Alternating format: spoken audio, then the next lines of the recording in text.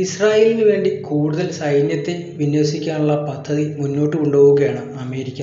ഇറാനെ പ്രതിരോധിക്കാനായി മിഡിൽ ഈസ്റ്റിലേക്കും യൂറോപ്പിലേക്കും അമേരിക്കയുടെ അത്യാധുനിക ആയുധങ്ങൾ എത്തിച്ചുകൊണ്ടിരിക്കുകയാണ്.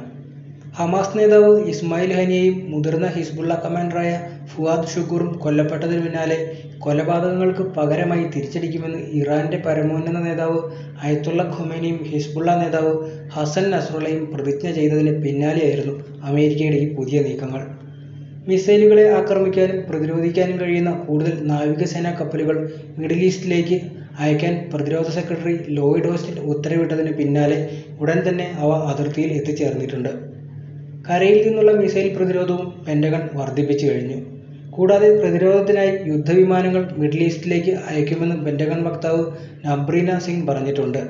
ഇതോടെ കൂടുതൽ വിമാനങ്ങൾ തയ്യാറായി നിൽക്കുകയാണെന്നും പറയുന്നുണ്ട്.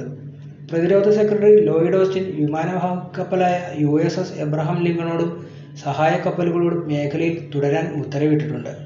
മറ്റൊരു വിമാനവാഹിനി കപ്പലായ US തിയോഡോർ റൂസ്വെൽറ്റ് പേർഷ്യൻ ഗൾഫിൽ നിന്ന് പുറപ്പെട്ടതിന് ശേഷം മറ്റ് യുദ്ധക്കപ്പലുകളുമായി ഒമാൻ ഉൾക്കടലിൽ നങ്കൂരമിട്ടിരിക്കുകയാണ്. ഉത്തരവ് കിട്ടിയാൽ ഉടൻ തന്നെ ഇവ ആക്രമിക്കാൻ തയ്യാറായി പ്രദേശത്തേക്ക് എത്തുകയും ചെയ്യും. യമനെ ചുറ്റി ചെങ്കടലിലേക്ക് കയറി ഇസ്രായേലിലേക്ക് നീങ്ങാനാണ് ലക്ഷ്യം വച്ചിരിക്കുന്നത്.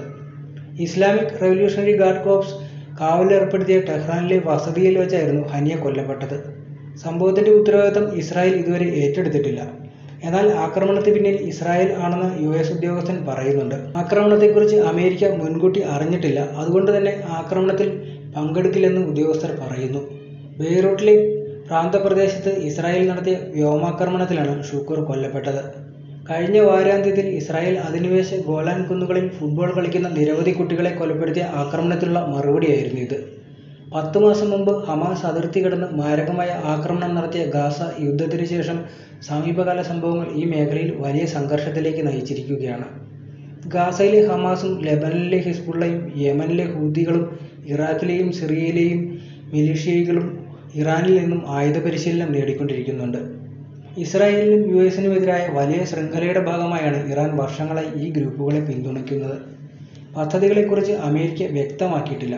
എന്നാൽ കഴിഞ്ഞ ദിവസം പ്രസിഡന്റ് ബൈഡൻ ഇസ്രായേൽ പ്രധാനമന്ത്രി ബെഞ്ചമിൻ നെതന്യാഹുവുമായി സംസാരിച്ചതായി വൈറ്റ് ഹൗസ് പറയുന്നുണ്ട്. ഹമാസ്, ഹിസ്ബുള്ള, ഹൂതികൾ തുടങ്ങിയ സഖ്യകക്ഷികൾ ഇറാനിൽ നിന്നുള്ള എല്ലാ ഭീഷണികൾക്കെതിരെയും ഇസ്രായേലിന്റെ സുരക്ഷയെ പിന്തുണയ്ക്കുമെന്ന് ബൈഡൻ വാഗ്ദാനം ചെയ്തിട്ടുണ്ട്. ഏപ്രിലിൽ ഇസ്രായേലിന് നേരെ ഇറാൻ നടത്തിയ ഡ്രോൺ മിസൈൽ ആക്രമണത്തെ തുടർന്നാണ് അടുത്തിടെയുണ്ടായ അക്രമം വിപുലമായത്. പല ഡ്രോണുകളും മിസൈലുകളും വെടിവെച്ച് US സൈന്യമായിരുന്നു. മറ്റുള്ളവ ഇസ്രായേൽ തടഞ്ഞു നിർത്തുകയും ചെയ്തു. നേരത്തെ സിറിയയിലെ ഒരു ഇറാനിയൻ സൈനിക സൈറ്റിൽ ഇസ്രായേൽ ആക്രമണം നടത്തിയിരുന്നതായും പറയുന്നുണ്ട്.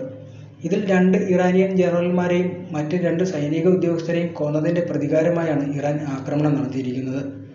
നിലവിൽ 5 US യുദ്ധക്കപ്പലുകൾ കിഴക്കൻ മെഡിറ്ററേനിയൻ കടലിൽ നങ്കൂരമിട്ടിട്ടുണ്ട്. ആവശ്യമെങ്കിൽ ഇസ്രായേലിനെ സഹായിക്കാനായി അവ എത്തുകയും ചെയ്യും. തിയോഡോർ റൂസ്വെൽറ്റിന്റെ യുദ്ധവിമാനങ്ങളും സമീപത്തുള്ള USS Daniel Inouye, USS Russell, USS Cole, USS Laboon, USS Michael Murphy എന്നിവയുൾപ്പെടെയുള്ള നാവിക ഡിസ്ട്രോയറുകളും തയ്യാറായി നിൽക്കുകയാണ്.